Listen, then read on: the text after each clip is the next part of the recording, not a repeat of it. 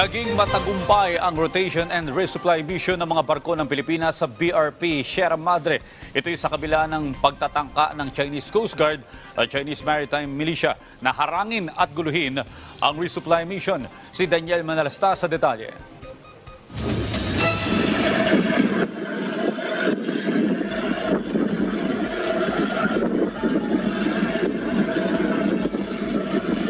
Ipinakita sa Senado ang video na yan na resupply mission sa Ayungin Shoal na Eunice May 1 at Eunice May 2 habang nagdadasal si Senator Francis Tolentino. Sa video, makikita rin ang puting barko ng Chinese Coast Guard na animoy nakabantay sa mga barko ng bansa. Sa kabila nito, kinumpirma ng National Task Force for the West Philippine Sea na matagumpay ang rotation and resupply mission sa BRP Sierra Madre. Kahit naging matagumpay, sumubok pa rin daw ang CCG at Chinese Maritime Militia na guluhin ang resupply mission.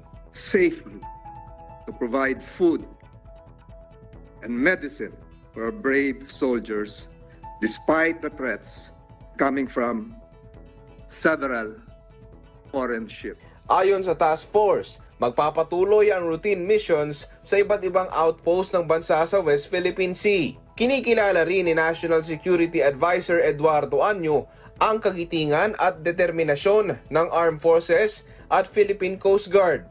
Sabi naman ni Senator Amy Marcos, linawin at gawin ang anumang kinakailangang hakbang upang protektahan ang ating mga karapatan pero sa mapayapaan niyang paraan. Karapatan niya ng Pilipinas ang pagbibigay ng supply sa mga kawal sa Ayungin Shoal. Kung kailangan palakihin at palakasin ang barkong pang-supply at pang-escort, ay gagawin niya ito ng bansa. Daniel Manalastas para sa Morning Show ng Bayan, Rise and Shine, Pilipinas.